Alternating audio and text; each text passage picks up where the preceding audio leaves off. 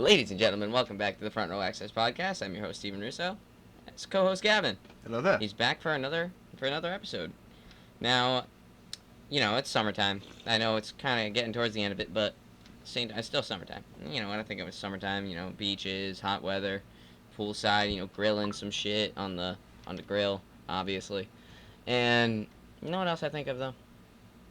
WWE SummerSlam. Suplex City, bitch. Suplex City was founded at SummerSlam. So, that's what our episode's going to be on today. We had teased it to you in the Cody Rhodes episode that we would be doing it, and now we're doing it. So, we're going to go over a couple of match predictions, a couple of surprises that we think might happen during SummerSlam, and of course, just overall have a good old wrestling conversation again, because, if you're a WWE fan, this is a good podcast to watch. Same with UFC. Who doesn't love a little bit of wrestling? I mean, I can't get it. It's fake, bro. Yeah, no shit. See how fake it is when I suplex your ass. That's facts. Anyway, so we have, let's see, 1, 2, 3, 4, 5, 6, 7, 8 matches on the card. And we're going to start off with the Bite into a Slim Jim Battle Royale at SummerSlam. So, oh yeah, by the way, we are now on TikTok, guys. Go follow front.row.access on TikTok. And then while you're at it, go to our Instagram too, front_row_access. And on the Instagram account. So go ahead and follow those things. And before we break down the 8 matches, I got my Mountain Dew right here. We got the Baja Blast. He's got the Baja Passion Fruit Punch. Pepsi, hit us up, frontrowaccess15@gmail.com. You guys can send us an email too. If you have any kind of requests for any kind of episodes, or if you have questions, go ahead and send it to that email. So, our first match of the night is the Bite into a Slim Jim Battle Royale. So we have a couple of people that are in this match already confirmed. We have the one, the only, L.A. Knight. Yeah! And then, of course, we have, was Chad Gable in there? Gable, Nakamura, Ciampa, Otis, and Sheamus. Otis. So right now, we have 4 confirmed from the Raw roster, but only 2 from the SmackDown roster.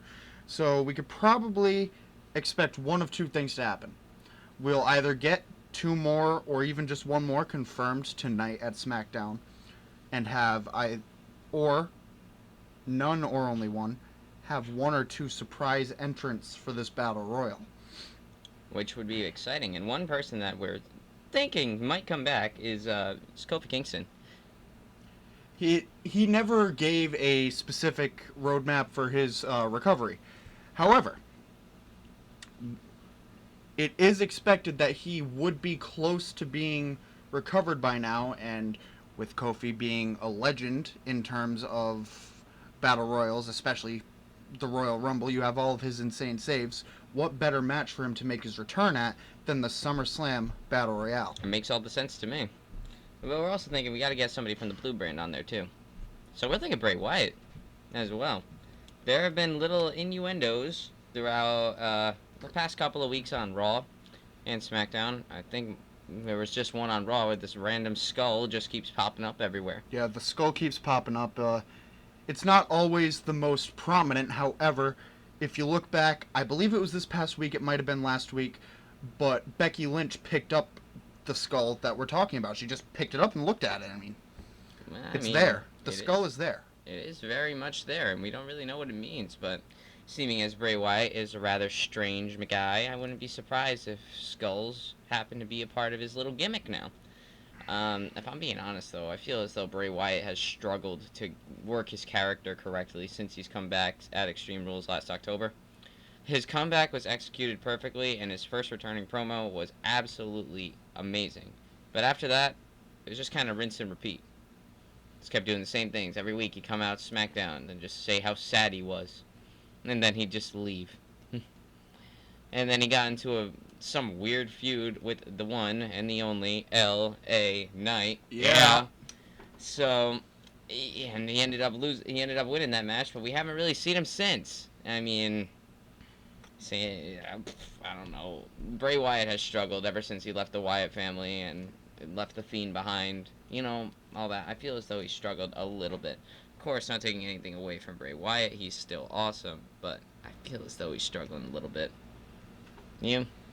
Well, to be fair, I don't know a whole lot about that situation considering the time frame of when I did start watching, but Yeah, it's true. I at least have noticed the innuendos of his possible return. Which is, I mean, it would be nice to see, and I'm just going to hope he gets it right this time around. Because, I mean, I'm not even going to take anything away from his return. His return was perfect. But enough about Bray Wyatt. Let's get into who we think is winning that match. Come on, if they don't give this shit to LA Knight, man, the WWE just hates him.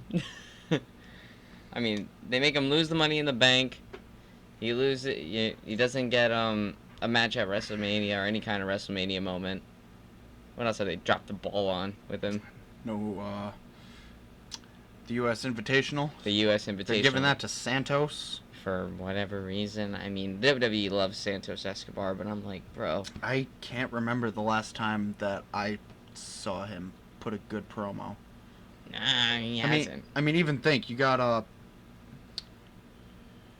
other WWE creators like Santos made a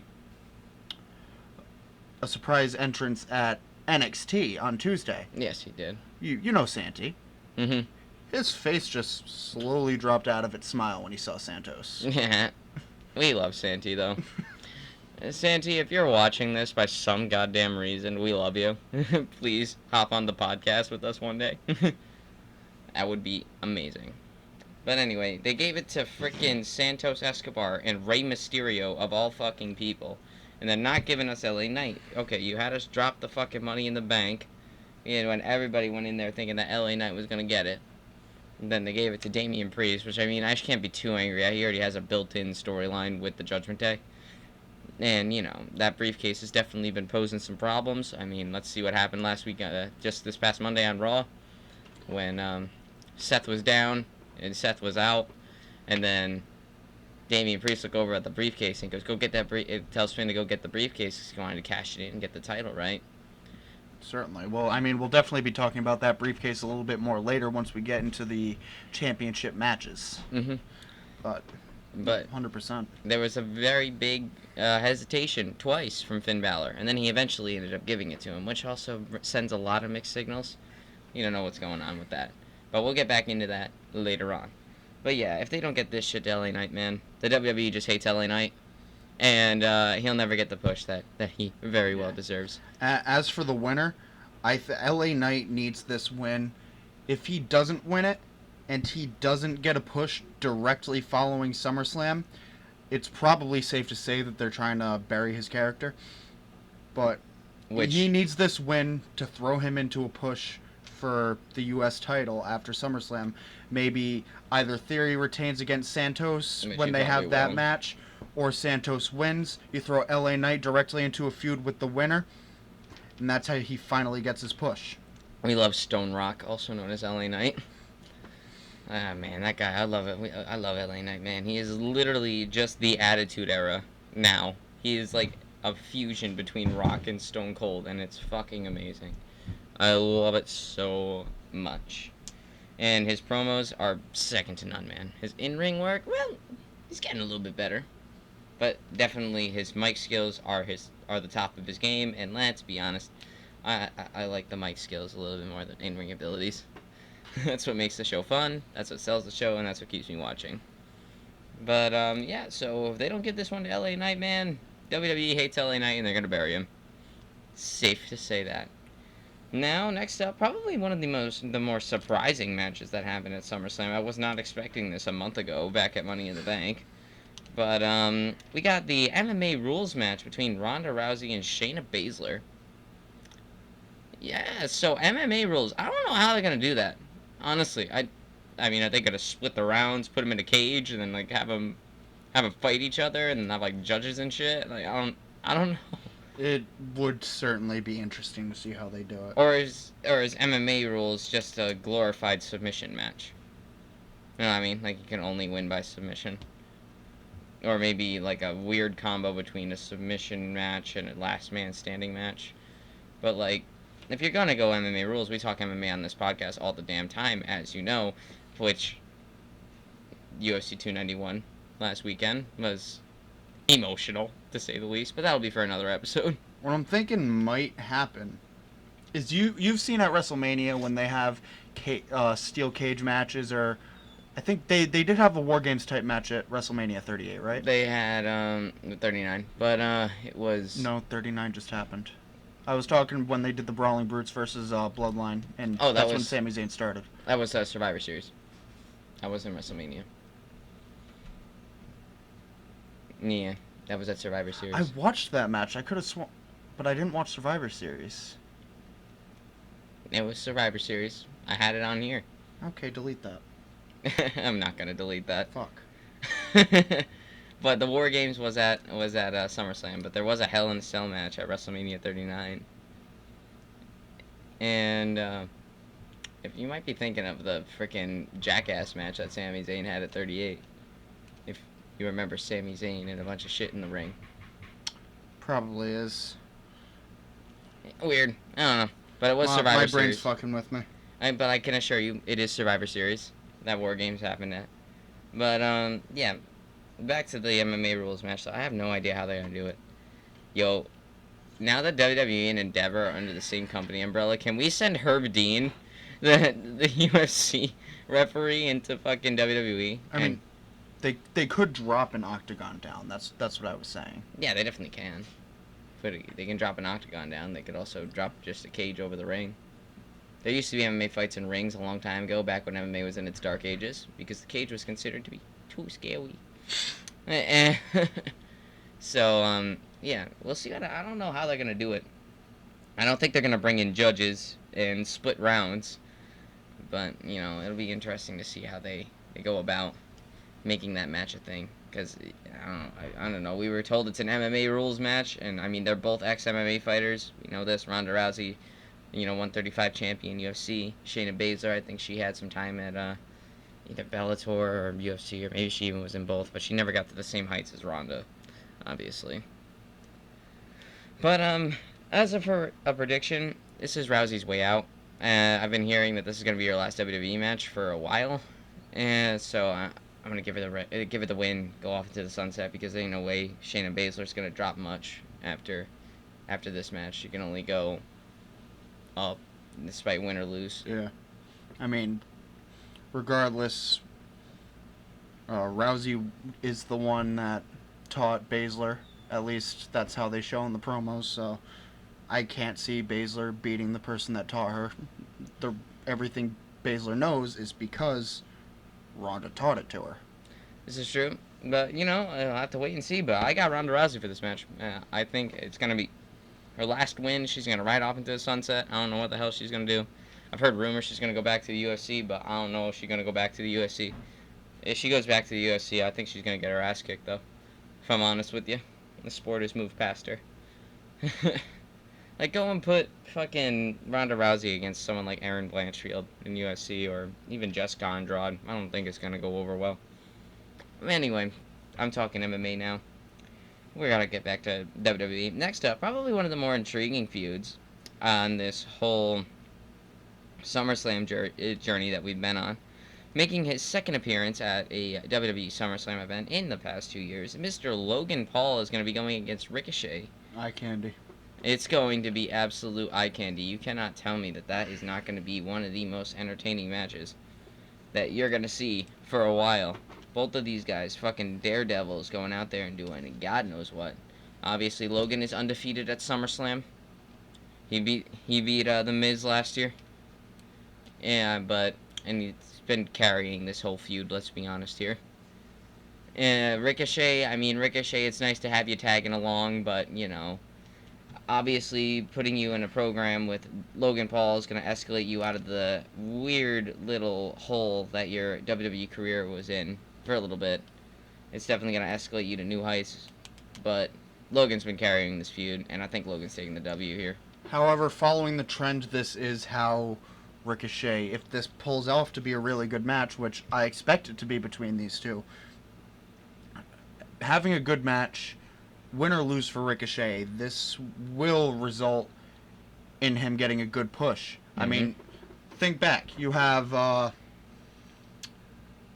I do remember now the comedy match that Sami Zayn had at WrestleMania 38. Yep, that was the Jackass that was a good match. Sami Zayn got pushed all the way to being a champion with KO. You have Seth Rollins versus Logan Paul. Seth Rollins got pushed. He's a champion now.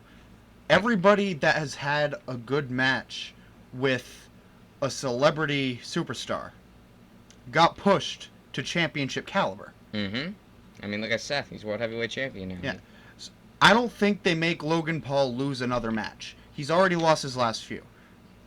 I think Logan Paul wins this, but if it's a good enough match, Ricochet gets a push. Which it's going to be a tremendous match, and no matter what happens, Ricochet's stock isn't going to drop a cent. It's only going to go up.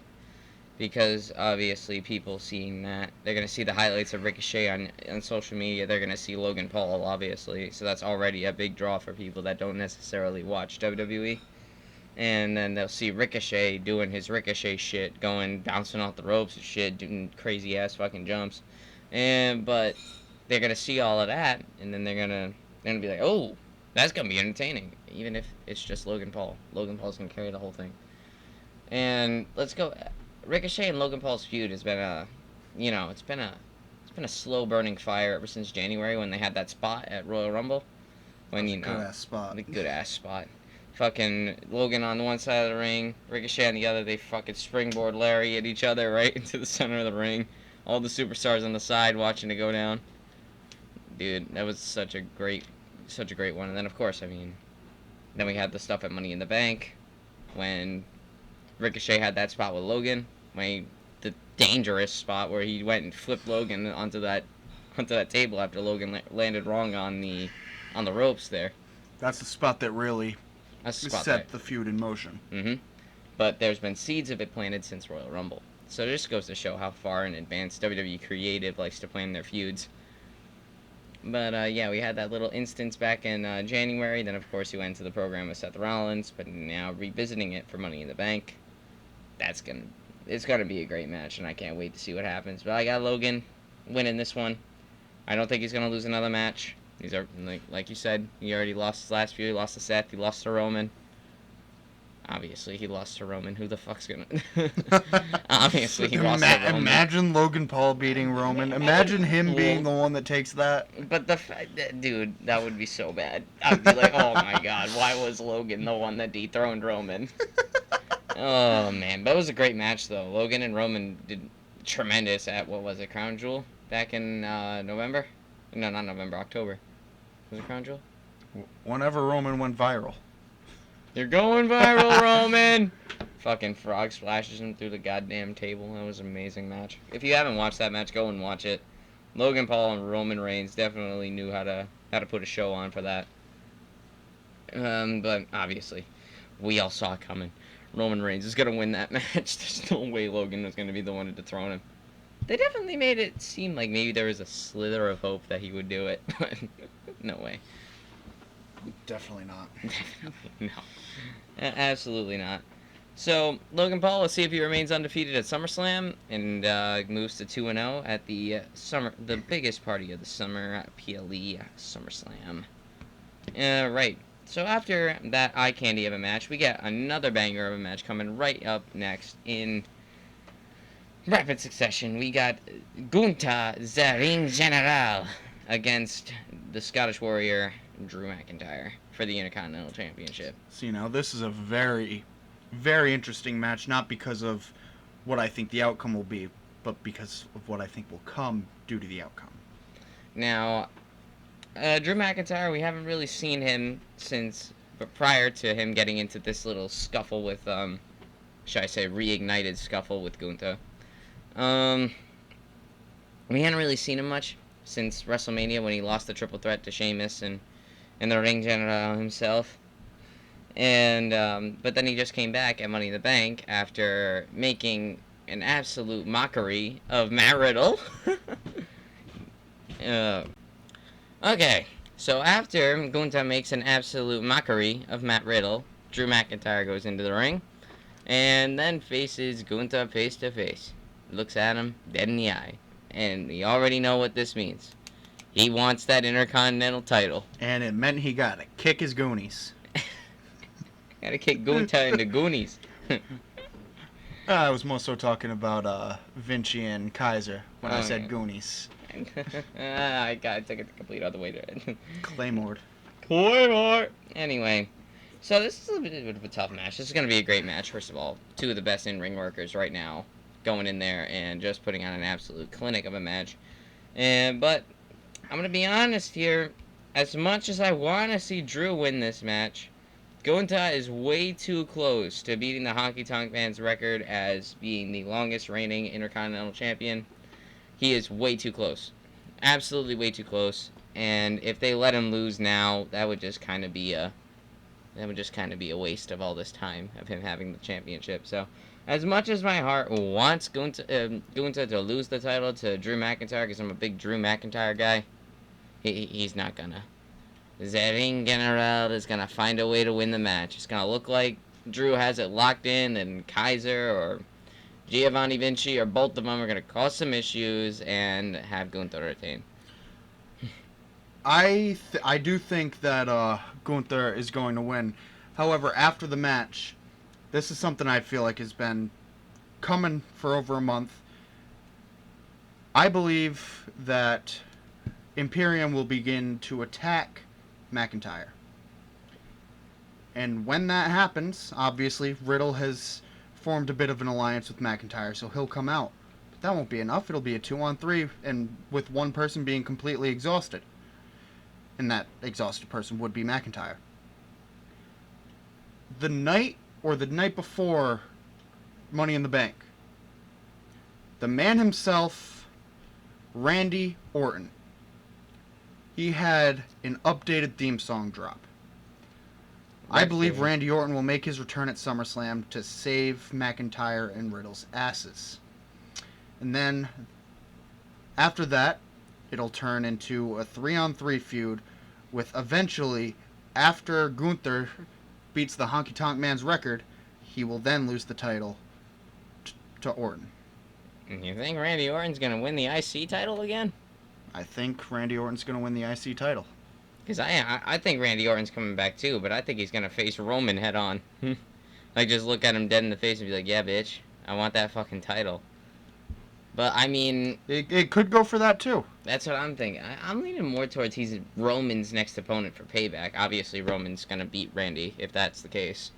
But, if he doesn't beat him, then, I mean, like... But, I mean, if Randy makes his return on a Raw match, he'll be on Raw. He won't be challenging for Roman's title if he's having a dispute with other people on Raw. If anything, he would be going for the World Heavyweight Championship. This is true. If he goes for main event gold, it'll be the World Heavyweight Championship, because I think his return will be to Raw, not SmackDown. You think? Yeah, he's probably going to follow Riddle. Or at least try to. I mean, Randy's been known to switch from both SmackDown and Raw all the time. But, you know, only time will tell. But truth is, we both agree on one thing, and that one thing is Randy Orton is probably going to come back at SummerSlam, or at least we are very much thinking that. So yeah, Randy Orton's probably going to come back at SummerSlam. Now, next up, we have yet another pretty heavily anticipated match between the American Nightmare, Cody Rhodes, and the Beast Incarnate, Brock Lesnar. It's about time this chapter finally came to a close. Closes. We've been dealing with this same goddamn feud since fucking April, the day after WrestleMania. Minus Money in the Bank. Minus Money in the Bank, but, you know, Brocky was on vacation. And, hey, let the man go to the Bahamas. It's alright. Brocky was on vacation. Cody was busting his ass and had to go into a match with Dominic fucking Mysterio. Of all fucking people. Hey, don't disrespect the champ.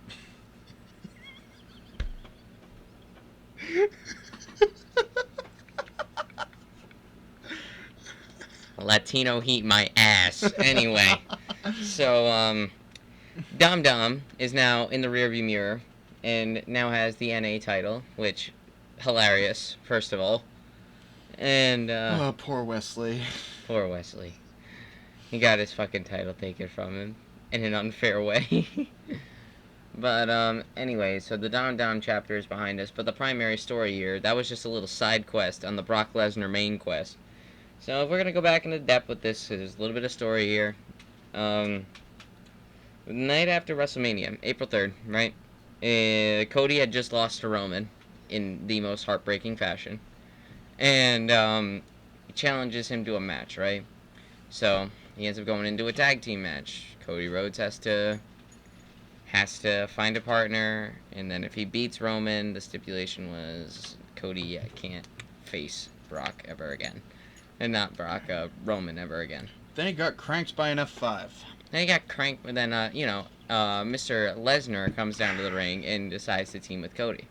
And right before that main event on the Raw after Mania started, cranked with an F5, and then beat to hell and back. Brock has turned heel once again. And now Cody has been on the receiving end of many a beatdowns by Brock Lesnar, including his arm getting broken. And, even though the Kimura lock, if you actually know, targets the goddamn shoulder, not the fucking arm. But, go ahead and try it for yourself. But, yeah. We've been dealing with this. Set up their Backlash match, and it should have only been a one-match feud, but no, they had to do it again. Fucking Backlash match happens. Cody wins. He's about to put that chapter behind him. Brock comes back out, mugs him again, challenges him at Night of Champions, breaks his arm, beats him at Night of Champions, then goes on vacation. Then Cody's forced to go into a feud with Dom Dom, and now Brock came back about maybe 3 weeks ago, and then Cody said, "It's on site, motherfucker." Now, the only problem I honestly have with this match, apart from the fact that it's the third time, and with all the animosity that you see between Cody Rhodes and Brock, why are there no stipulations? Honestly, why is it not an Extreme Rules match? It should be. I mean, that's a great way to end the feud, is with an Extreme Rules match. Why is it not an I Quit match? That would be a very good way to end a feud, too. There's no stipulation. This is just a normal singles match, guys. There's no special steel cage. There's no Hell in a Cell. Even when he did a three-peat with fucking Seth Rollins, their last match was in a Hell in a Cell. Cody had a torn pec. So, this signals to me, I don't think this match will end clean with a winner. I think Brock Lesnar might win through Cody Rhodes' disqualification. Well, you think he's just going to bust him open with a chair? Or vice versa.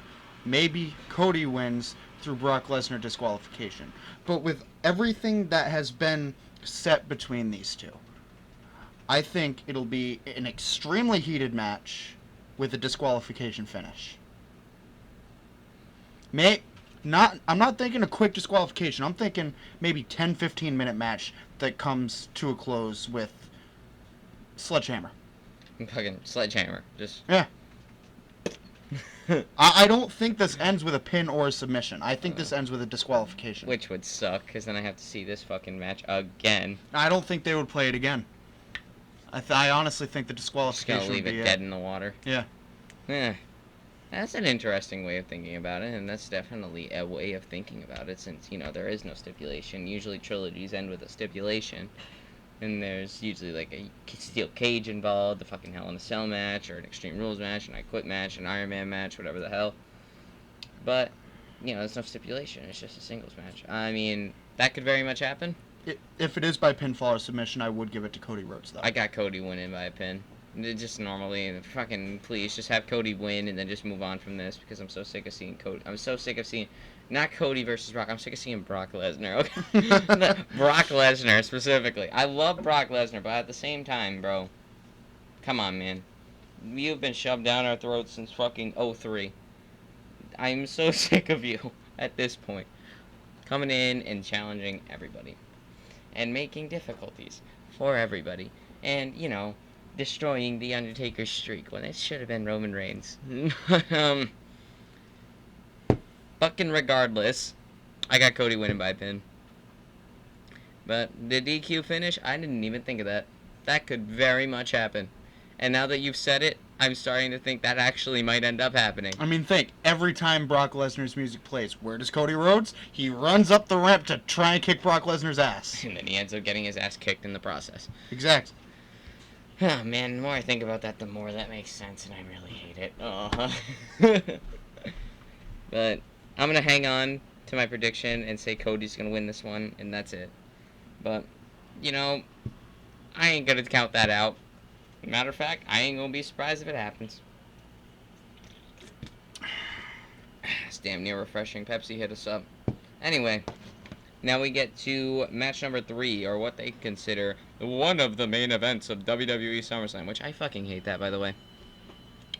I'm sorry, there is not one of the main events. There is the main event, and then there's other matches on the card. This is not match number 3. But you know what? You know what? It is match number 6. 6.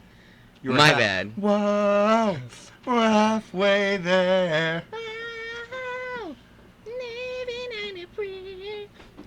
Anyway, so, yeah, so one of the main events, WWE SummerSlam, which I fucking hate, by the way. There is the main event, which is Jey Uso versus Roman Reigns. Tribal Combat. We'll get to that soon. And then there's a co-main event, which will be the World Heavyweight Championship match between Seth Rollins and Finn Balor. And then there's every other match on the card. I'm sorry. There is no 3 main events. That's just bullshit.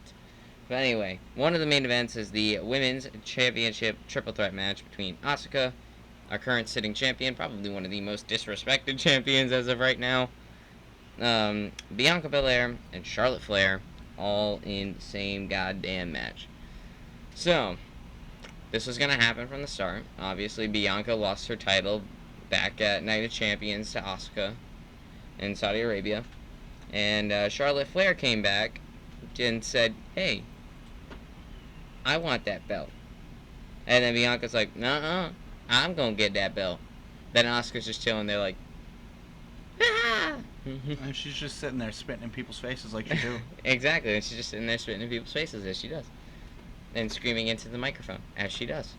And, so most of this feud has been Flair and Bianca this whole time. And I think that's what's going to cost them both the match.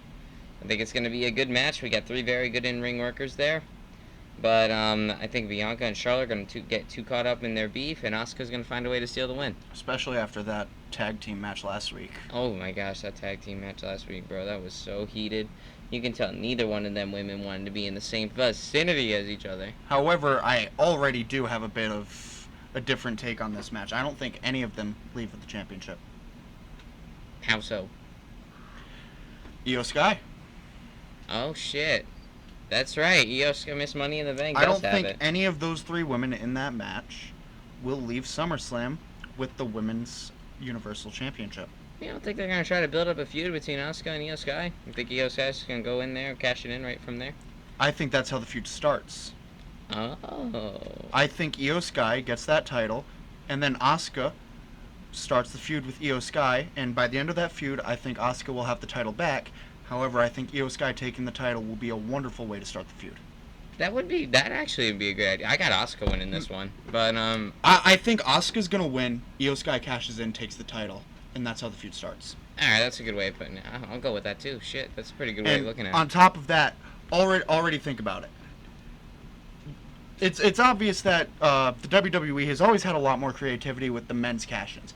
Io Sky has already held the briefcase a lot longer than a good number of the Miss Money in the Bank holders. Every Miss Money in the Bank, she's held that briefcase longer than all of them. Think of it. Even then, all of them. Like, Mm-hmm. she's made it all the way to SummerSlam with the briefcase. I think this is when she's going to cash it in. And I think it'll be successful, and that's how the feud starts. Yeah, so Asuka steals the win. Io Sky comes running down, cashes it in, pins the champ, and then that's how it starts. Yeah. There's your payback match. Hey, that makes sense for the pay-per-view name. There's your payback match. Hey, that's actually pretty... You know, I'm going to go with that, too. Asuka with a fucking Io Sky cash-in, because I never even considered Io Sky. I'm sorry, Io Sky.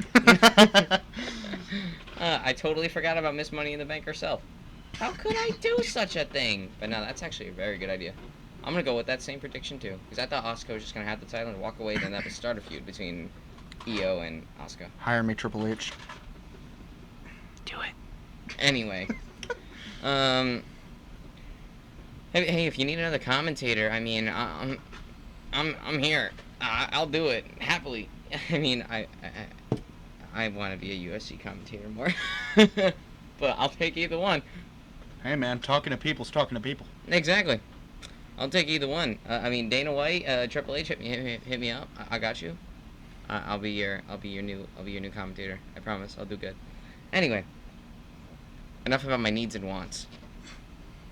Anyway, now that we've put that one in the rearview mirror, we gotta go to our co-main event, which is for the WWE World Heavyweight Championship. Seth Rollins, Finn Balor, a rematch from Night of Champions, and a rematch 7 years to the pay-per-view that originally started this very fucking long feud that just got revitalized recently. So, for those of you that don't know, 7 years ago, SummerSlam 2016, great SummerSlam by the way, go ahead and watch it if you haven't already. We had Seth Rollins and Finn Balor. It was the finals for the WWE Universal Championship tournament that had been going down after Night of Champions that year. And it was a match between Seth Rollins and Finn Balor. And in that match, Finn Balor was victorious. However, Seth Rollins did injure Finn Balor right in the middle of the match. He went to go and do his little corner powerbomb thing into a barrier on the outside of the ring and not just the corner of the ring. And Finn landed wrong and dislocated his shoulder. He still finished the match, still won the title, but 22 hours later... I thought he tore something. He was out a lot longer than a dislocation would have him. Oh yeah, it was probably a tear. It was a dislocation or a tear. Probably a dislocation and a tear. But yeah, he still finishes the match, and he still becomes the first ever, the inaugural Universal Champion. I almost said UFC Champion. Nah. Finn Balor, I don't know if you got combat sports training under you, buddy. But, CM Punk Part 2? CM Punk Part 2. Yeah, real quick. Just, let's throw him into a pay-per-view spot. But, nah. Finn Balor becomes the first inaugural Universal Champion, but 22 hours later, due to his injury, he had to relinquish the Universal Championship. All because of Seth freaking Rollins. And, well, that was 7 years ago. It just got revitalized for Money in the Bank, where Finn was like, I have to get my revenge in his fucking Irish accent. And he said, you did this to me, Seth. You took away my career. You took away my title. You took away my moment. Da-da-da-da-da. And then, Money in the Bank happens, and looks like Finn has the match won. But Damian Priest gets up with his little briefcase, scares Finn a little bit, and then Finn gets distracted. That's all that Seth needs to go. Capitalize and get the win with the stomp. And therefore making a rematch for them at SummerSlam. Now that Senior Money in the Bank is Damian Priest, and Finn Balor is going for the World Heavyweight Championship, means for some interesting storylines. But if I were to tell you the conclusion to this match, my heart wants Finn Balor to win so goddamn bad. I want Finn Balor to win, and I want him to win this title, take it off of Seth Rollins. But Seth is going to win this one. He's way too over. I see two possible ways for this to go, because quite honestly, I don't see Seth Rollins leaving SummerSlam with it, because Seth Rollins has a movie to film. It's true. Option one, I think Seth Rollins beats Finn Balor, and Damian Priest cashes in. Both outcomes here, mind you, result in Finn Balor defecting from the Judgment Day. Because it's become quite apparent from the start of this feud between the Judgment Day and Seth Rollins, Finn Balor has kind of been going away from the Dark Prince route. He's kind of, in a sense, been turning into more of a Mad Prince. He's been kind of going a little insane. So with option one, with Damian Priest leaving SummerSlam as the World Heavyweight Champion, Finn Balor will be the only one in the Judgment Day without a title. That's going to drive him crazy. He's not going to be able to challenge for the title of his own faction unless he leaves or betrays his own faction member. He could go for the IC title, but he's not going to go for that. He wants the world title. So he's going to defect from the Judgment Day and go for it that way. Or, option two, Finn Balor does beat Seth Rollins at SummerSlam. But he has the constant fear of Damian Priest being with him at all times with the briefcase. And that causes him to go crazy and leave the Judgment Day. Perhaps by beating Priest with his own briefcase. And that is how that finishes that. Priest will then wait for Finn Balor to have a match, or even announce a cash-in, and take the title from Balor. Man, let's just screw over Finn Balor again. Let's be honest, it's gonna happen. It's gonna happen. Oh, man, I love Finn to death, man. I want him to have a title reign, but I think Seth is going to win this, and I do think that Damien's going to cash in. I like your first prediction more. Seth wins, Damien cashes in, and then Finn's going to get all mad, and then he's going to leave. Either way, I see Balor defecting from the Judgment Day, and a feud between Priest and Balor happening. God damn, I really want Finn Balor to be a champion. I really do. I love that guy so much. But, I like that. I like that prediction. I like your first one more with Seth winning, and then Damien cashing in, and that's starting to make Finn go a little bit loco, more loco than he's been. And I don't think he can get much more crazy. And then that leaves him leaving the Judgment Day. But either way, I think Finn getting out of the Judgment Day though is a pretty good call for his career in general. Because I mean, let's be honest. Finn Balor, where's he going to go? Even then, on paper, he's the leader, but who does everybody really look at when they think leader? They're either thinking of Priest or Rhea Ripley. I was going to say Rhea. And mostly Rhea, but if you're thinking of somebody who isn't already a title holder, nobody's going to look at Dominic. You're going to look at the massive Puerto Rican dude. You're going to look at the giant. You're going to look at the giant. You're going to look at the guy that can look at half the roster, more than half the roster, pick them up and throw them. Yeah. That's who you're going to look at when you think of leader. You're not going to think Finn Balor, who's, probably almost a foot shorter than him. Just about, about a half a foot shorter, I think. Yeah. I think Finn getting out of the Judgment Day, though, which, if he does end up leaving the Judgment Day like that, I think it's better for his career. Like, even then, out of even in-ring gear, like, when they go up to the ring before their matches, you see the Judgment Day. Rhea Ripley's got her ring gear, not a shirt. Dom comes up in a Judgment Day shirt with everybody on it. Finn comes out with a Judgment Day shirt with everybody on it. Rhea comes out just dressed in normal ring gear. Normal ring gear. Finn comes out in this badass coat. I mean, not Finn. Damien comes out in this badass coat. Mm-hmm.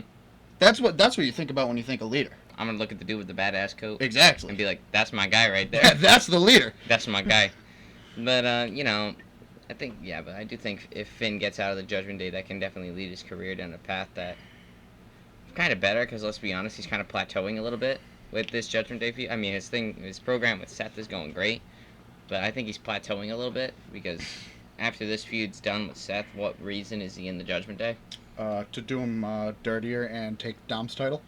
I mean, that could happen too. Shit. No, if he does that would be horrible, dude.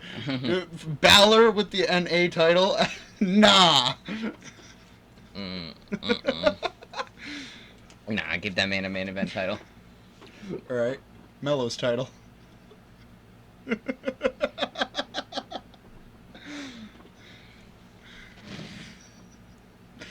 We're not gonna make Finn Balor take that one. No. We're either going to give him the World Heavyweight Championship, or we're going to give him the Universal Championship, and fucking Roman has a vice grip on that thing. So, that's not happening. So give him the world title. Anyway. So that's it. I think Finn leaving the Judgment Day, though, would definitely help his career out a little bit, because he's plateauing a little bit. Oh, certainly. And it's getting a little stale, and I love Finn. I want to see him soar. I think he'll do better on his own without having to lift up these other talents, because they've already lifted themselves up. Rhea's already proven herself as very popular. Damien has gotten over mostly, and then of course the absolute white heat producer Dom Mysterio is perfectly fine. So I mean, you don't really need Finn to build these people up anymore. So why not Finn go out on his own? He's done his job. That's why I say regardless, two things I see are certain is Seth not leaving with the title, and Finn within a few weeks defecting from the Judgment Day, which would be great. But anyway, now that that's out of the way, I got Seth winning, but a Damian Priest cash in and a departure of Finn Balor. Alright, so sorry about that. We had to go get more dew. I got the passion fruit punch this time. Don't get shit on my equipment, damn it. It didn't get on your equipment. It got on my leg. Well, fuck your leg. Anyway. I'd rather not. That'd be awkward. Not like that. Anyway. Anyway, so I got the passion fruit punch now. Which, very good, by the way. This is one of the new Baja flavors out of Mountain Dew. They got Basic Bitch Baja. Got Basic Bitch Baja. Nothing wrong with Basic Bitch Baja. The Taco Hell Bell no. original. Yeah, I had Taco Bell last night with that Baja Blast. I fucking love me some Taco Bell. But Taco Bell don't like me the next day. So, I mean... Taco Bell always loved me. You got a stronger digestion system than I do. We known that. This is facts. And the homeboy ate fucking French toast wrapped fucking sausages from a gas station every single day during high school. Don't forget about the, 24-ounce can of Mountain Dew? And that 24-ounce can of Mountain Dew, and you had the giant-ass fucking Monster, too, the white one. That's what I meant, Monster, not Mountain Dew. I thought you brought in Mountain Dew, too. Which game? Oh, you drank the Game Fuel all the time, the Mountain Dew Game Fuel. Yeah, the Mountain Dew Game Fuel. Which, that shit was fucking awesome. I haven't seen it anywhere in stores lately. Did they discontinue that? I think they might have. I think they did because they have Mountain Dew Spark now, I think is their new energy drink.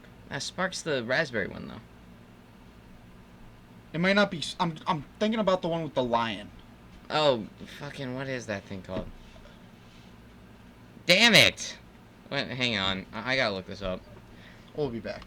Okay, we did some additional research, and we found out the new energy drink is Rise. Wait. Go back. What the fuck? Strawberry melon. They have a Baja Blast Ice. Oh my god. Holy shit. I gotta go Walmart. Okay, I'm back. They're out of it, unfortunately. But nah, Mountain Dew Rise, that's the new energy drink. They didn't do away with the kickstarts, though, which shocks me. But, you know, is what it is. The kickstarts do exist still, don't they? Yeah, they're just kind of in the shadow, though. Yeah. Anyway, enough about Mountain Dew. We have one more fucking match to go through. Yeah, fuck the last match. It's all about Mountain Dew now. You know what? Yeah, fuck it. Fuck the last match. Screw Roman Reigns. Even though it's going to be the best match of the night. Yeah, screw Roman Reigns and Jey Uso. The hell? Nah, we gotta talk about Mountain Dew. Yeah.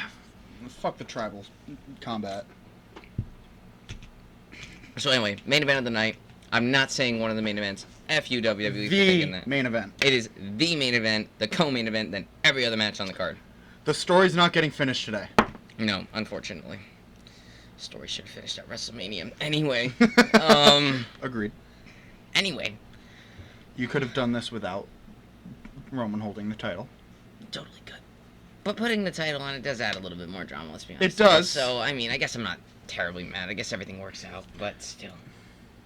The story should have finished at WrestleMania. But, anyway, we got Roman, our tribal chief, Roman Reigns, the man, the myth, the legend, the man whose jersey I'm wearing right now.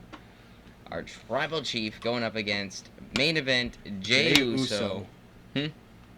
Yeah, main event Jey and tribal chief Roman going in the words of Jey Uso. Nah, this ain't no match. This tribal combat, Us. I like my Jey Uso impression. God awful. But so we got tribal combat. We got the undisputed title on the line, and the title of tribal chief on the line. Now, guys, this is Bloodline. This is the biggest storyline in WWE right now. Alright, anyway. Main event super kicker Jey Uso versus the tribal chief Roman Reigns. Tribal combat.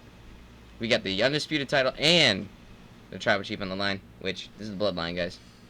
It's the Bloodline. It's the biggest story in WWE right now, and boy, is this an exciting chapter of it. I don't really think we have to run down the whole Bloodline storyline, especially if WWE fans are watching, but should we give a very TLDR? Or Alright. no? You got big dude push around super kickers. Mm-hmm. Super kickers don't like that. Super kickers super kick big dude. Super kickers super kick big dude more and pin big dude. Big Dude and Thumb Man Baby Umaga. kill one super kicker. Other super kicker Bloodlust. Super kicker gonna super kick Big Dude more. Yeah. For anybody that has no context, that just sounded like a bunch of gibberish. But, you know. However, it summed it up. It pretty much sums it up. So yeah, Roman has been the head of the bloodline, which is made up of him and his cousins, the Usos, and Solo Sikoa, whom I'd like to call Baby Umaga. And so we have the cousins with happy feet, or main event super kickers, the Usos. We have Baby Umaga, and we have Tribal Big Dog. The Big Dog. Tribal Big Dog. Roman Reigns ain't heard that name in a long time. Yep, so we got Tribal Chief Roman Reigns. He's the biggest box office draw to WWE since fucking John Cena in 07. And he has had this long-ass title reign that stems... 09 Orton. 09 Orton, too.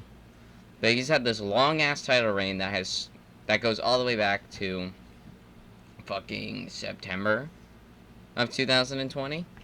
Not even. I don't even think it was that. When did he win that Universal title? I don't even know, but it's been since like 2020 that he's had this fucking... I got you. We gotta do some research real quick. But anyway, Big Dude has had lots of time holding this belt since 2020. Universal Championship. That just gives me a year. I would like to see when he actually got it. August 30th, 2020. Oh, it was pretty damn close. So, you see, we have Roman. He wins the big title, right? And then he starts going around like he's the shit, right? Because he got the big title. He runs into his cousin Jay, and Jay's like, "You not the shit. I'm the shit, motherfucker." And then Roman's like, "Oh, you think you the shit? Nah, bro, I'm the shit." And then they start killing each other, basically. Nah, Roman took this shit on his cousin. Pretty much. 2 matches. Fucking Roman took a shit on his cousin and got the title of Tribal Chief, which was presented to him by Sika, his father. And it's this red necklace made of seeds from a certain type of tree. I forget the name of the tree, but makes a necklace out of it, and it's supposed to signify power. And Roman has had this Tribal Chief gimmick since 2020, and it has been his best gimmick to date. It has gotten him the most over, and he finally figured it out after, not doing very great character-wise. He did good. He still main evented WrestleManias. He still won championships, but his character always seemed a little bit off, and that was until he found his Tribal Chief gimmick, and then he became the guy. Then he was the guy. So then after he asserts dominance over his cousin, basically, by beating him to hell and back, and then beating up his brother to get Jay to say I quit in the I Quit match by beating up his brother. So therefore asserting dominance over both of his cousins. And then they go and they eventually give in to Roman, and they're like, "Yeah, you the head of the family, you the Tribal Chief, we gonna stick with you," right? Now Roman's got his little posse, right? He's got Paul Heyman, his little belt holder. Token white dude. We got his brothers, and not his brothers, his cousins, the Usos, who are twin brothers. And then we got Baby Umaga, also known as Solo Sikoa, who debuted last year at Clash of the Castle when he dragged the official out of the ring as soon as Drew McIntyre was about to beat Roman for the championship, right? The youngest of Rikishi spawn. The youngest of Rikishi spawn. Oh yeah, both the Usos and Baby Umaga are they're all Rikishi's kids. Those didn't know. And if y'all don't know Rikishi, do your research. But Paul Heyman knows that ass. he really do. So anyway, he's had his little, and then he had a little redhead come around named Sami Zayn, who caused some havoc within that bloodline. There were a couple of chairs that went and got swung at Roman's back. And then eventually with KO planted the seed that began the collapse of the bloodline. Mm-hmm. Because Sammy was like, after he was hanging out with Roman and Solo and the Usos for a bit, he was like, "Hey yo, Roman kind of mean. He's kind of abusive. He's kind of a manipulator." It's like my drunk uncle. Not really, I don't have a drunk uncle. Oh man, I was about to say, are you sure you want to say that on the podcast? No, I don't really have a drunk uncle. Just making a joke. Okay, just make it sure. Had to clarify so that no uncles actually got put on blast. Jesus, man. Anyway, so Sammy's like, yeah, this guy kind of bad. I don't really like him. And then, he goes and tries to prove his loyalty to him, but then eventually they tried to make him turn on his best friend to show that he has loyalty to the bloodline. Because if you're in the bloodline, you can't have friends. Your friends are your family. There are no friends in the bloodline. Oos. Oos. There are no friends in the bloodline. Oos. And then, Roman hands Sammy the chair, and he's like, after Roman beats KO at the Royal Rumble earlier this year, to retain his title, he goes to hit KO, and then Sammy's like, look, nah, you beat him. You're the tribal chief. Let's just leave him here. Who the fuck be dropping shit up there? I swear to God. Them's was keys. Oos. Them was keys. God. Okay, so Roman beats KO, and then Sammy tries to talk Roman out of abusing KO further by hitting him across the face of the chair while he's tied up to the ring, tied up in the ring ropes, right? For anybody that doesn't have context, that sounded really, really weird. But anyway, Sammy's like, nope, I won't do it, and then Roman's like, you're right, I'm not gonna do it. You should. He hands him the chair. This is his final test to see if he's truly a part of the bloodline, and Sammy said, nah, fuck this. He hit Roman right in the back with the chair. Bloodline going bye-bye. Now, if there's one thing Roman's always been really good at, it's taking steel chairs to the back. It's getting betrayed. Legit. Every single betrayal is on Roman. Fucking Seth Rollins is the one that broke up the Shield. It was Sami Zayn that broke away from the bloodline. It was Jimmy Uso. And it was Jey Uso. Oh, man. Gonna be Solo pretty soon. It's gonna be Solo pretty soon. Could be Solo tomorrow. Could be. You never know. But, anyway. Roman gets hit in the back with a chair. Jey Uso gets all sorts of destroyed. He's like, come on, man! And then Jimmy's like, nah, fuck this. He just hit the tribal chief. I'm gonna super kick him now. Hits him with the super kick, and then Jey Uso starts questioning everything. Starts going, man, I love Sammy. I tried to defend him. Right? And then he went and did that, man. Why'd he go do that to the tribal chief, right? And then eventually that planted some seeds. WrestleMania comes around. Sami Zayn, Kevin Owens, tag team. Beautiful match. Beautiful 5-star match. WrestleMania 39 main event, night 1. Sami Zayn and KO versus the Usos for the undisputed tag team championships. Fucking 10 out of 10 match. It was the perfect way to end Sammy's arc of the Bloodline storyline. And KO's, for that matter. They go and they beat the main event super kickers and take their titles away from them. Now Roman's like, I did my job. I beat Cody at WrestleMania. You guys didn't do your job. You think you're just gonna lose in the main event of WrestleMania and think I'm gonna let you get away with that? Now. Man was so mad. Mm-hmm. He hasn't defended his title since WrestleMania. Until this Saturday. Until tomorrow. And he hasn't defended his title since WrestleMania. And then he starts tormenting the Usos even more than he was tormenting them before. Questioning Jay's loyalty, questioning Jimmy's loyalty, pushing him against the face like this. Giving him the good old bully tactic. Then eventually, at Night of Champions, when Roman and Solo teamed up because the Usos couldn't do their job, in Roman's words, you couldn't do your job, you couldn't win the titles back from Kevin Owens and Sami Zayn, so I gotta go do it myself. And foot met face. And then he teams up with Solo to go against Sammy and KO for the tag team titles at Night of Champions. And Usos come in to defend Roman, but then Roman's like, I didn't ask you to be here. Get out of my ring. Shit like that. He starts pushing Jay around, starts pushing Jimmy around, and Jimmy says, you know what, fuck this. And super kicks the shit out of Roman. Super kicks him again. Jay is now even more distraught than he was before. Then eventually Jay makes his decision about 2 weeks later. Super kicks Roman right in the face after having a nice little interrogation with his brother. He's like, man, you were the one that had a problem with me being next in line for tribal chief. And then Jimmy's like, it's true. Jay said, my family's over, Oos. Mm-hmm. And he goes, you know what? He goes, I'm main event Jey Uso. I'm the right hand man next in line, main event Jey Uso, and it's all because of him. And he points at Roman. Now Roman's thinking, oh yeah, I got him, right? I could keep tormenting him, and Jimmy's just gonna be on all alone. And he goes, so guess what? You out, and I'm out too. And then he fucking super kicks Roman. And then that sets up the Bloodline Civil War, Money in the Bank, to which the Usos would go and pin Roman Reigns for the first time in 3 years. Very poetic. Extremely. Because Jay was the first person in the WWE to pin Roman. Yeah, he handed him the first loss that he ever had, and then of course after 3 years of not being pinned, Roman Reigns gets pinned by Jey Uso again.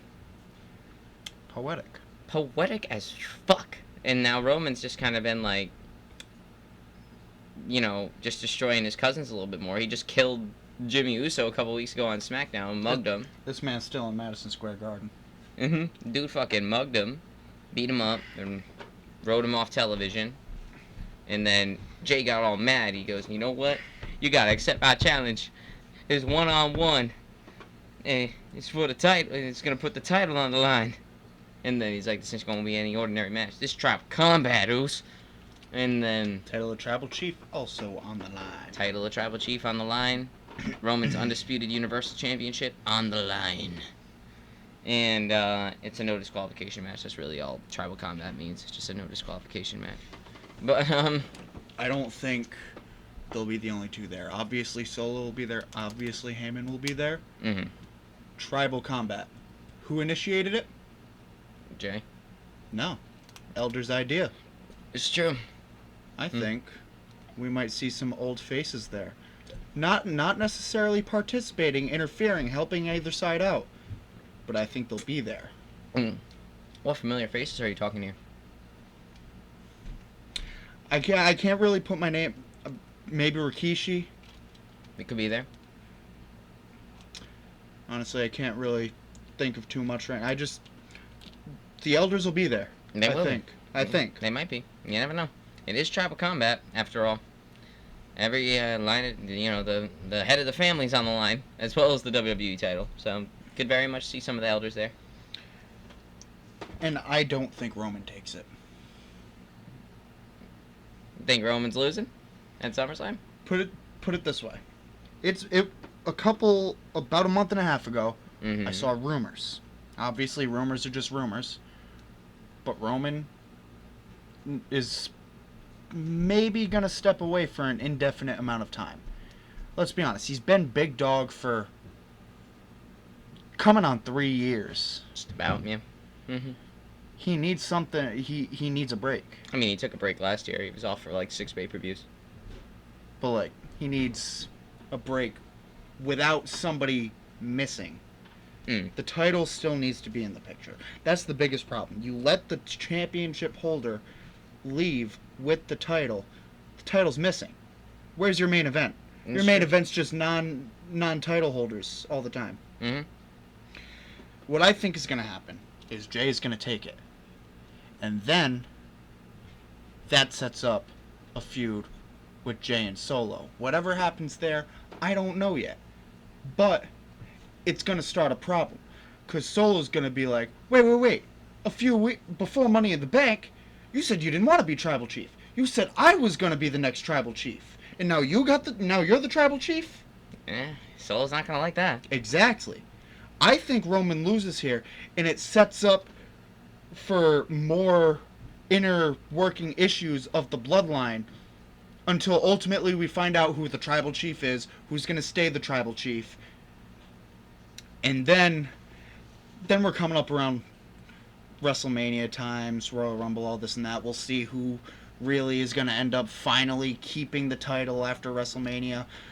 But I think there's going to be Roman's going to lose here, and then up until the title really leaves, we're going to see a power struggle within the bloodline. Interesting plot line. I could definitely see it working, but all due respect, I couldn't disagree more.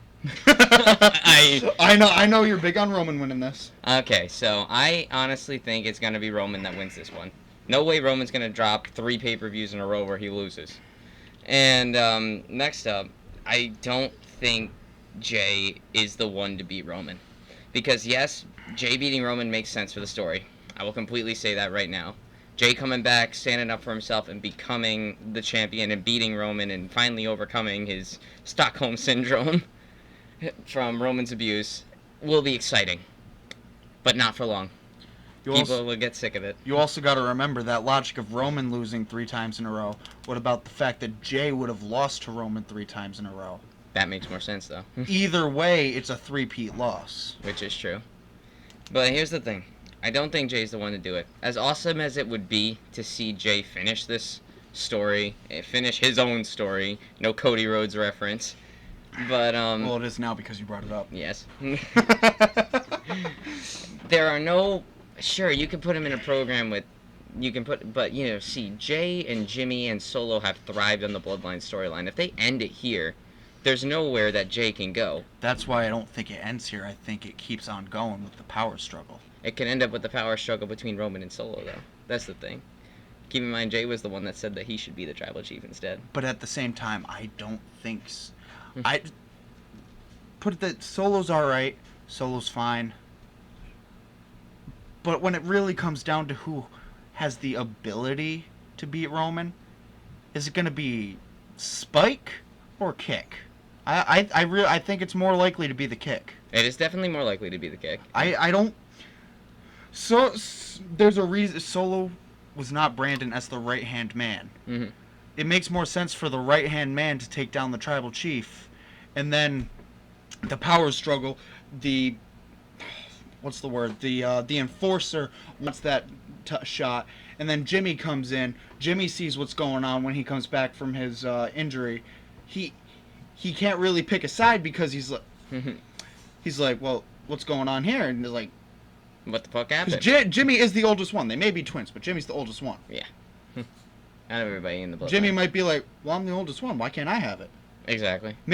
Well, I'm thinking the whole bloodline power struggle storyline might end with a triple threat between Solo, Jay, and Jimmy.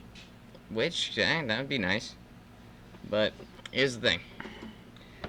And like I said, it would make complete sense for Jay to beat Roman. It would. And honestly, if it happens, it happens. But Jay has thrived on the Bloodline storyline. He hasn't really had much outside of it. And I don't think there are any exciting feuds that you could put Jay into. Sure, you can do the Bloodline thing, but at the same time, it's not the same if Roman isn't at the head of it. I mean, how many exciting feuds are left for the Bloodline anyway? It's time to branch out from it. Exactly, and Roman is completely capable of branching out into different storylines. Jay would have a little bit more difficulty because he's been with the Bloodline for so damn long. At the same time, it's time to give other people that shot. You'll never know unless you give the shot. If Jay or whoever wins my hypothetical Bloodline power struggle can't survive without the Bloodline, then maybe it's time for the title to leave the Bloodline. This is true. So what I think would happen is, like, alright, so obviously nothing good comes out of the family feud. Honestly, nothing good will come out of it. I think the perfect ending to the Bloodline storyline is everybody crashes and burns and dies, right? Not necessarily in a literal sense, but it's you have Jay lose to Roman, that heartbreaking loss. Then you're going to throw Jay into something with Solo. Jay with something... Then you have Solo maybe even turn on Roman. So we'll have Solo turn on Roman in an attempt to help Jay. Jay ends up not winning the match still. Then that still ends up becoming a problem. Because Solo turning could happen tomorrow night. Mm-hmm. Maybe Jay wins because Solo turns. Maybe Solo sees that as his shot to get rid of Roman and then be able to take it from Jay. But here's the thing. I think if Solo does turn on Roman, it won't work. It's not going to be Roman. Like, he'll just, spike him, and then everybody will think, that's the end of the match. Jay goes to the pin, then nothing happens, and then fuck it. Let's just have Baby Umaga spike everybody. Let's have him spike Jay, too, and completely leave the family in general. That's all he does is spike. let's have Solo completely leave the family and just leave them both in shambles. Like, him trying to go against Roman didn't work. Then he's like, oh, well, that didn't work. Fuck you, Jay. And fucking spike him. And then we'll put Jay into something with Solo. Eventually we'll do something with Jimmy there and have Jimmy go against Jay at one point. Because I really do want that to happen. And then you have Roman lose the title to Cody at WrestleMania 40, because I don't see him losing at any other place except WrestleMania at this point. Well, I mean, that's the whole thing, though. It's like Roman can't lose at anything other than the biggest PLEs. So it's either tomorrow night at SummerSlam, or it's at WrestleMania. Yep. It's not going to happen at anything in between. He's not going to lose at anything other than WrestleMania or SummerSlam. So if it's not tomorrow, then it's going to be at WrestleMania 40. Exactly, and that's what I'm thinking. Because like the way I wanted to see is like we'll have that more struggle within the bloodline, specifically with the Usos and Solo. And then I'll have Roman go off and do his own thing for a little bit, because Roman's completely capable of getting thrown into other storylines without anybody else's help. We'll still have the bloodline going on between Jay, Solo, and Jimmy. We'll have the whole Solo and Jay thing. We'll have a Jimmy and Jay thing at some point. Maybe even have a Solo and Jimmy at one point. But I want the entire family to crash and burn, because nothing good comes out of it. You know? If Jay loses in a heartbreaking way, that already sets up the beginning of the crash. Why is it that every time you say crash and burn, I think about the day the music died? The day the music died. The damn plane, dude.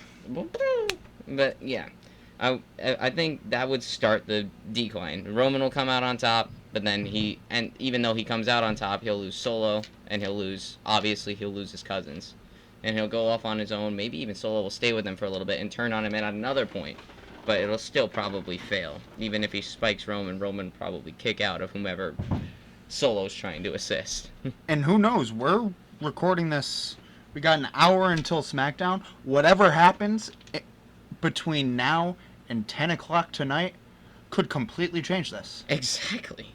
But who knows? So maybe Solo turns tonight. Maybe that completely flips everything we just said on its head. Mm-hmm.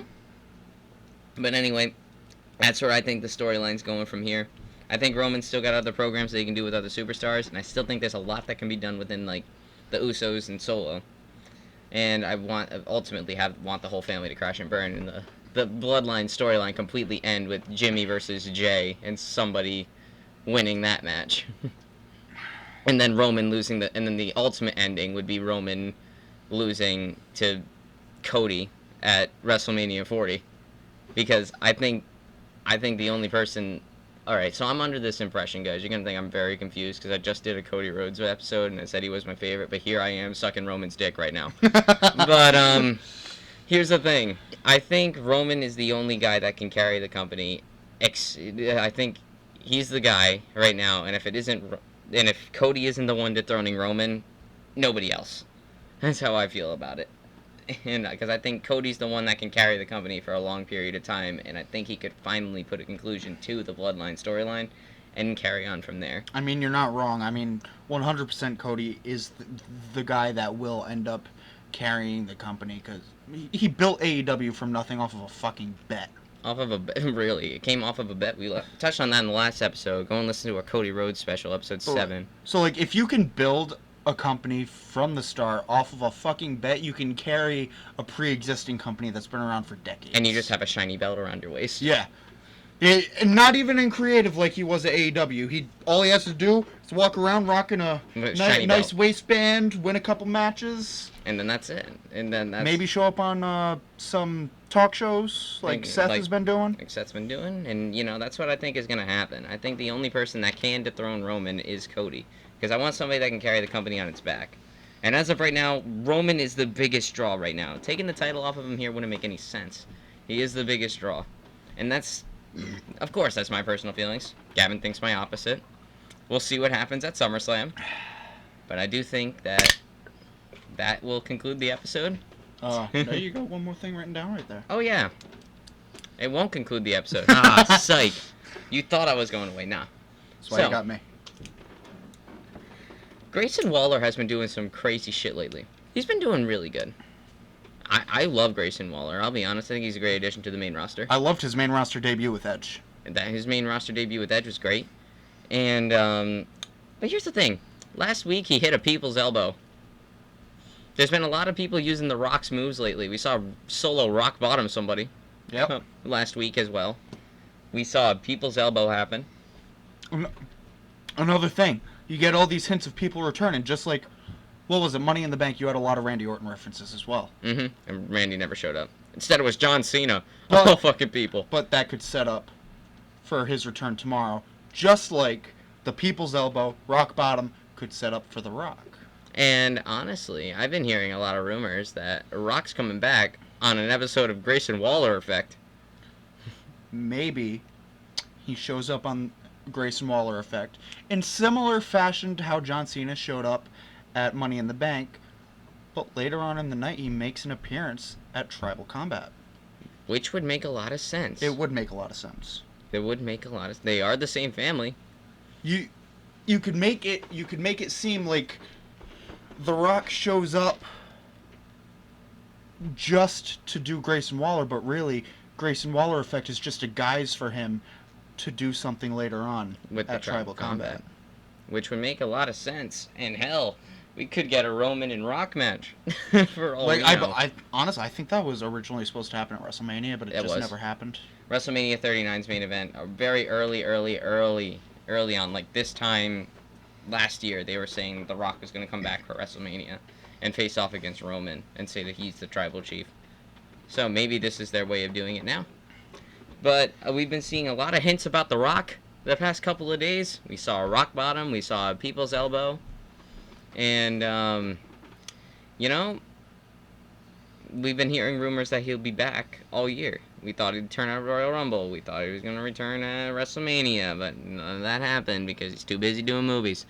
But, you know, now that the Hollywood writers are on strike and shit, why not visit the WWE, right? Yeah, I mean, if anything, we have somewhat of a basis for The Rock possibly returning.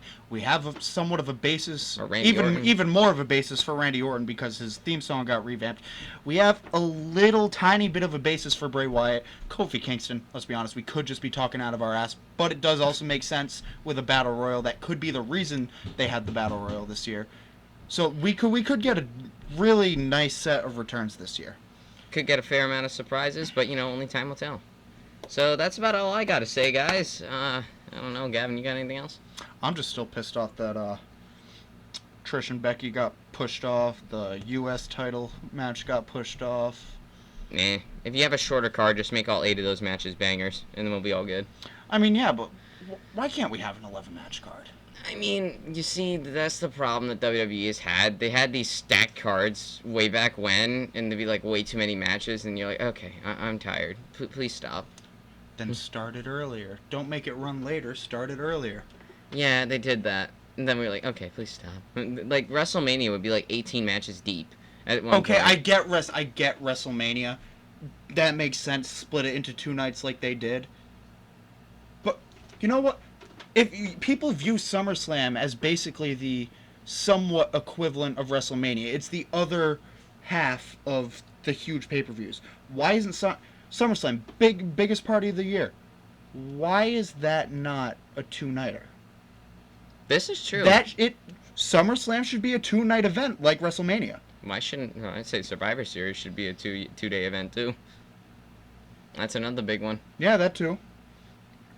It'd be nice, but then again, I feel as though WrestleMania is the only one that can go for 2 nights. I mean, SummerSlam's great. It is the second biggest pay-per-view. But, like, if you have an 8-match card and you just make all those matches bangers, which all of them have potentials to be bangers. So, I mean, if you ask me, SummerSlam makes more sense to be a 2-nighter than WrestleMania because you really get down to it. SummerSlam's in the summer. You have a lot more people with a lot more time on their hands to be able to watch it than early April. yes, it's also true. Maybe they'll take it up in the future. WWE, hit us up and let us know if you like our idea. Seriously, put me on creative already. Front row access 15 at Gmail. Go ahead and hit us up. Anyway, so I'm good. I think I'm just excited for SummerSlam. We're gonna be watching it. I'll definitely give a reaction to it at some point afterwards. But I got a whole lot of episodes that I gotta make. So I gotta finish up the Linkin Park special. That'll be happening at sometime soon. Then I'm gonna branch off a little bit and I'm gonna go into oh god, I just dropped my pen. I'm gonna go into Outlaw Country. I'm gonna do an episode on just Outlaw Country. So that's gonna be fun. Anyway, guys, thank you for listening to the Front Row Access podcast. I'm your host, Stephen. This is Gavin. Follow the TikTok. Follow the TikTok, front.row.access. Follow the Instagram, front_row_access. And we'll see y'all in the next episode. Later.